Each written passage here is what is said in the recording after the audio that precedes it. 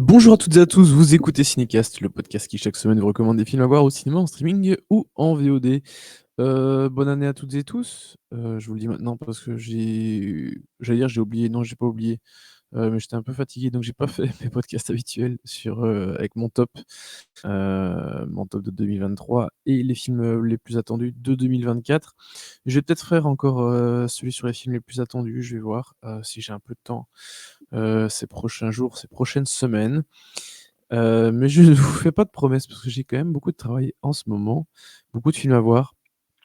Ça ne s'arrête jamais. Mais donc, voici cette première critique de 2024 et il est question du film The Beekeeper de David Ayer. David Ayer qui a une carrière, assez, particulière quand même. Heu, Parce que depuis qu'il a eu, ses beaux succès, ses premiers films, hein, Au bout de la nuit, End of Watch, Fury.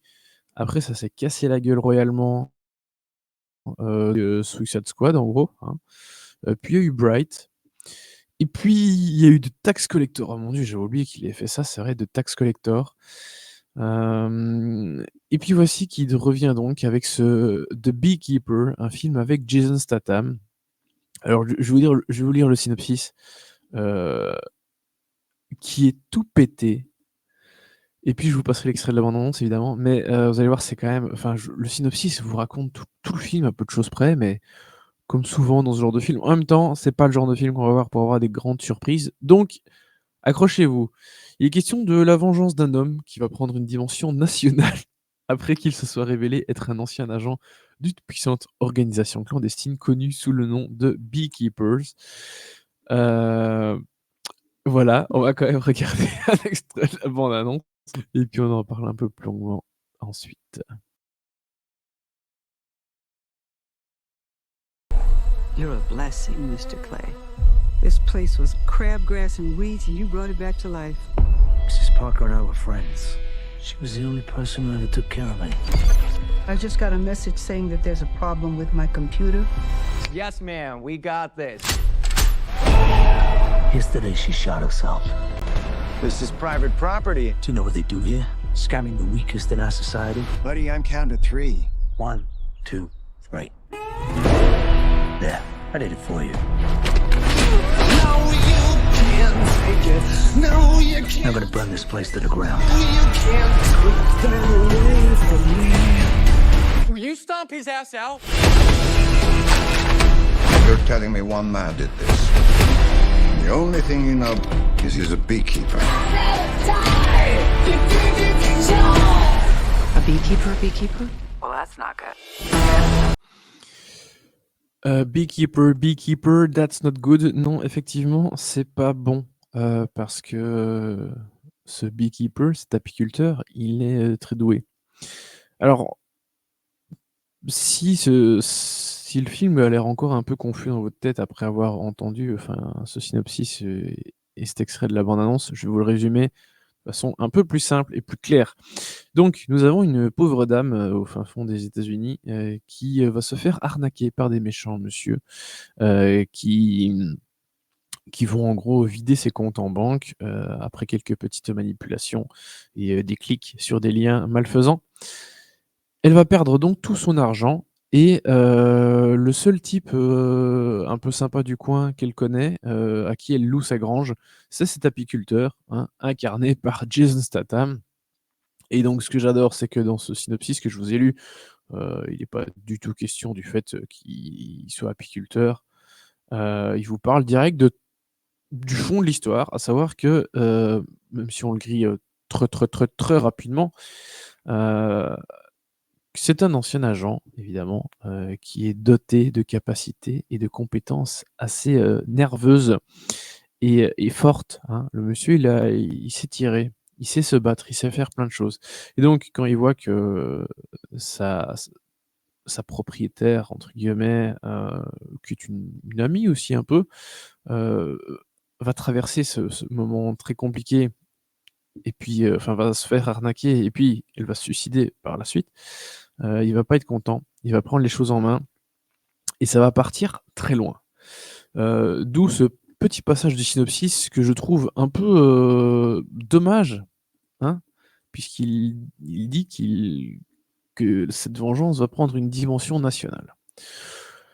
Parce que oui, cette vengeance va prendre des proportions assez dingos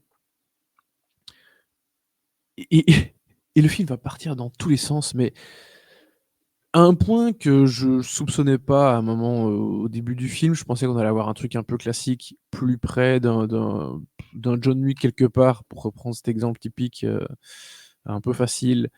Voilà, une mort, on va se venger, il va se passer des choses, enfin voilà, ça va être efficace, ça va se taper dessus.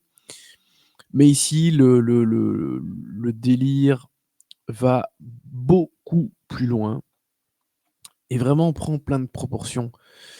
Hem, Ce qui m'a un peu enfin gêné et pas gêné.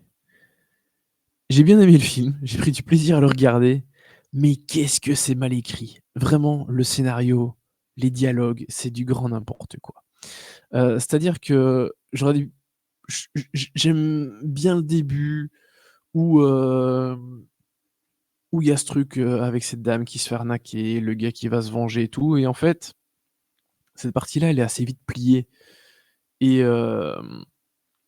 donc le film part encore plus loin, mais déjà assez vite après une demi heure, 40 minutes, en fait, cette histoire de vengeance initiale, en tout cas c'est la première phase de cette vengeance, elle est assez vite pliée et le film part ensuite dans vraiment dans plein de directions, il prend des proportions folles.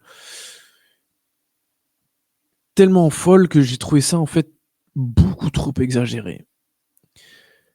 Ce qui est dommage parce que, autant je vous dis que j'ai quand même apprécié le film, je pense qu'il y avait pas besoin d'aller, autant dans du grand n'importe quoi à ce point-là, en fait et on aurait pu, rester dans quelque chose d'un peu plus petit, un peu plus, simple, efficace et là non, le scénario se veut inutilement alambiqué pour faire genre, en fait, c'est un gros thriller, complotiste, je vais pas dire géopolitique, mais voilà un truc vraiment faussement compliqué et faussement un peu, ouais, un peu géopolitique. Alors que, en fait, c'est très, très con. C'est vraiment très con, mais il y a des bons moments. C'est-à-dire que c'est un peu le genre de film plaisir coupable que personnellement je mettrais à la hauteur d'un Olympus Has Fallen, hein, je sais plus si le titre c'était la chute de la Maison Blanche en français, mais je confonds peut-être avec le titre du film de Roland Emmerich. Mais Olympus Has Fallen, le premier, je trouve que c'est un vrai plaisir coupable où, le film un concept, il va au bout, à fond dans son truc, il va au bout des choses et c'est tellement con que on prend du plaisir. Les suites sont vraiment nazes, de chez naze, mais le premier fait bien ce qu'il veut faire. Et ici, on a un petit peu ça, parce que c'est généreux quand même dans les combats, c'est efficace. David Ayer, il filme quand même plutôt bien. J'aime pas tout ce qu'il a fait dans sa carrière, mais c'est pas un manchot non plus. Il nous a quand même déjà prouvé dans quelques films qu'il sait filmer. Donc ça, c'est bien. Mais c'est juste dommage que ces soucis d'écriture viennent parasiter le bazar. Parce que déjà, le personnage de Jason Statham, il est pas très bien écrit, mais rien n'est bien écrit. Il joue pas super bien non plus, je trouve. Il y a des moments où il pourrait jouer un peu plus subtilement, mais non, rien à foutre. Et puis, en fait, il y a tout ce truc autour des fameux beekeepers, hein, donc des apiculteurs, de cette espèce d'agence non officielle, hein, qui était sous l'égide de la CIA et ce genre de trucs. Enfin bref, vous voyez, ces groupes, de Black Ops, qu'on appelle un peu en dernier recours. Il y a un truc qui est intéressant autour de ces beekeepers, mais voilà, après ça et qui a un potentiel de franchise, mais ça va vraiment dans tous les sens et c'est un peu frustrant de se dire qu'on prend du plaisir à regarder ça, mais qu'est-ce que l'histoire est conne! Vraiment conne et les dialogues, mon Dieu! Les dialogues, j'étais affligé. Franchement, j'étais affligé par les répliques qu'ils nous sortent. surtout le personnage de Jason Statham. Et il y a des moments un peu rigolos parce que c'est tellement débile que ça en devient drôle. Mais vraiment, c'est dommage. Donc je suis très partagé parce que je trouve ça terriblement mal écrit et en même temps assez plaisant. Et quand je vous dis que c'est mal écrit, c'est que, je veux dire, il y a des incohérences, il y a des trous dans le scénario. Franchement, enfin, les défauts sont apparents, mais c'est limite s'ils sont pas entourés en rouge tellement c'est grave, quoi. Donc c'est pas des petits soucis d'écriture, c'est vraiment c'est à la truelle. C'est vraiment à la truelle. Mais voilà, malgré ça, et le film se déforce un peu lui-même parce qu'à un moment, évidemment, ils vont envoyer une nouvelle beekeeper, une nouvelle apicultrice, pour essayer de contrer le personnage incarné par Jason Statham. Mais cette meuf va se faire dégommer en 5 minutes chrono, ce qui déforce complètement le propos du film parce qu'on est en train de nous dire que c'est une unité d'élite, et le mec la dégomme comme il dégomme des simples flics, quoi, à peu de choses près. Donc, dommage. Enfin, voilà, j'ai pris du plaisir devant ce film. C'est pas bon, mais c'est bon. C'est vraiment pas très bon, mais c'est bon quand même. Donc voilà, j'étais pas mécontent. Et honnêtement, quelque part, même si c'est loin d'être un des pires trucs que David Ayer ait fait ces dernières années, c'est mieux que Bright ou que Suicide Squad. Mais ici, il y a ce délire un peu con-con assumé quand même. Et puis, bon, outre Jason Statham, il y a d'autres personnages assez sympas dans le film. Jeremy Irons, j'aime plutôt bien ce qu'il fait. Et puis, il y a aussi Josh Hutcherson, qui comme quoi fait d'autres choses que Hunger Games. Ici, il a un rôle de fils à maman plein de thunes, qui fait vraiment que ce dont il a envie, en n'ayant absolument rien à foutre des conséquences. Ça lui va assez bien et je trouve qu'il tient bien son truc. Donc voilà, on a des personnages qui font en sorte que bah, ça reste rigolo à regarder. Donc voilà, chouette plaisir coupable que ce de Beekeeper. Et si par chance ou malchance, hein, je sais pas, il se décide à faire des suites, parce que voilà, je pense que le potentiel est là.